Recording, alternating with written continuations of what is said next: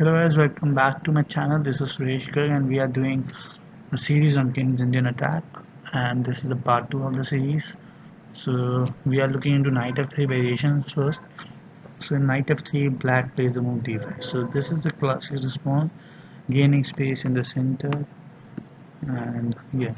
So the move g3, g6. So here black can also play the move c6. Here is also another option, c5, also e6.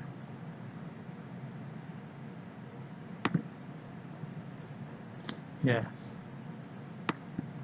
so all of this we are going to look, but first we look into the move g6. So g6 is fanching the bishop by playing bishop g7. So bishop g2, bishop g7, castle, knight f6, d3, castle.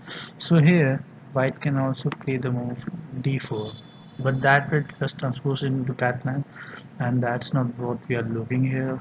So we are looking King's Indian attack, and King's Indian attack is the move when white plays d3. So d3, castle, knight b2, knight c6. So here black can also play the move c6 and also play the move rook e8 for the intention of playing e5, and then something like bishop f5 will also come. So but right now black plays the move knight c6. The objective of this move is to play e5, gaining space in the center and also controlling the center square. So yeah, so that's why the move knight c6 and now c4. So immediate break in the center. So what happens is, when if black takes on this, then actually this is, oh, just a second. Yeah, so what happens is that white can simply take, and actually this bishop's line is good, and the knights are good, and this bishop is also good. And yeah, so here white can play the move a3, b4, and not b4, but because the black bishop is also good, so first you have to play the move rook b1, and then you can attack on the queen side. And yeah, so that's it about this line. So now we will look into some games on this line. So just a second. Yeah, so let's see the new game. So knight f3, knight f6, g3, g6, g2, bishop g7, castle, d5. So this is the same line, just another move order. d3, castle, knight bd2, knight c6, and e4. So here what white does is, he didn't play the move c4. Instead he plays the move e4. So yeah, so if you are someone who don't remember much of lines, so you can use this, because in all mostly all the variations of King's Indian attack, this is a classic move e4. So yeah, so not a problem. Now e5 and c3.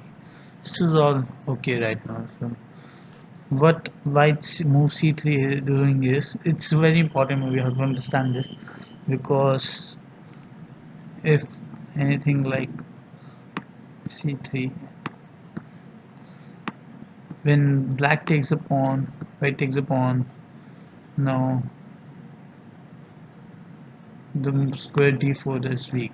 So to prevent that, move c3, and also stopping this bishop strike. So yeah, a5. Now black is trying to expand on the queen side here, and white just simply blocks, so there's no advancing of the pawn here. And also what we can see here is this square. So what can white do is knight b1, knight a3, knight b5, and that's a good maneuver for white here. And now the move d into e4 is just bad, because d into e4, and yeah, so because now what's the difference is, the knight cannot come here, and queen can jump to c2, place the rook here, and then knight f1 and knight e3. I realize there are lots of arrows. Just a second, I'll make you understand this very easily. So suppose black plays the move Yes, so suppose bishop g4. So white can play the move queen c2. Now suppose queen e7. Now the move rook e1. Now the move rook f8. And now, so this is all okay actually. And let's see. So d into e4 is okay, but eventually white will get a better position. I'm not stating that white is winning, but there's some advantage with white. So yeah, it is easy, comparatively easier for white to play. So h6 and the move. Now we take. So this is important. So why do we take here? Why don't we just wait? So actually, this position white cannot do much, because if him something like rook e1 is coming, but that's not the point. We have to take in the center to open this bishop here, because the typical king's Indian attack is not working here, because black has actually pretty much good pieces here. So attacking the king isn't an easy task. So what white can do here is he can improve his pieces.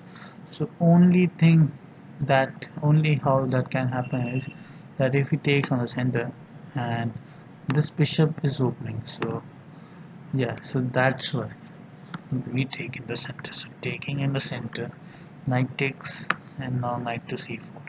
So now what we here aim is this square by this, and now future rook e1. This is again, yeah, rook e1, queen e2 maybe, and somehow white is trying to generate some attack here, but no, just positional play here. So just have to look at the pieces of white. So the pieces are very elegant here and elegantly placed. So yeah, so the move rook e8, so rook e1. Now bishop to f5. So here white can also play knight b6, but that isn't such a good move, because